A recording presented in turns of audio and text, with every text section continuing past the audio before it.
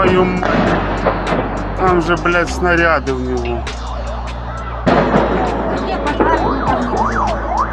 Так все едут уже. Там, ебать, девятиэтажка сгорела нахер. Да какой свет он горит, девятиэтажка уже. Вся вон, все 9 этажей. This was another huge loss for Russia because this is one of their newest aircraft that lost an engine. Last week, their train with ammunition was blown up in Ukraine, and you had some soldiers, some Russian soldiers, they shot each other and killed each other at a training camp. And Putin is not doing very good right now. He just needs to stop. Welcome to Straddled Events. On this channel, we bring you the truth. Sometimes the truth is quite ugly, unbearable, and you just don't want to deal with it. But on this channel, you're gonna get it anyway.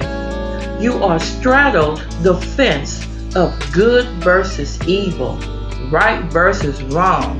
And on this channel, we're gonna tell you to do better. Please like, dislike, subscribe, and share the videos. Now let's go.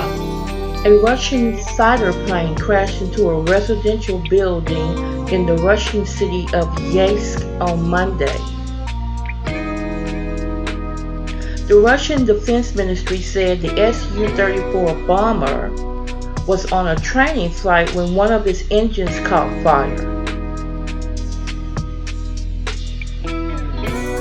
Both crew members ejected safely, but the plane crashed, setting off a fire as fuel exploded on impact. Yeysk is near the Russian-occupied territory in southern Ukraine. Okay, I'm going to be a little bit petty right here. I wonder how the Russian people felt to see one of their apartment buildings blowed up by way of something crashing into it and the Russian citizens dying on behalf of anything to do with this war. And it wasn't the Ukrainians that did it, it was the Russians who are doing it to themselves. Stop, Putin.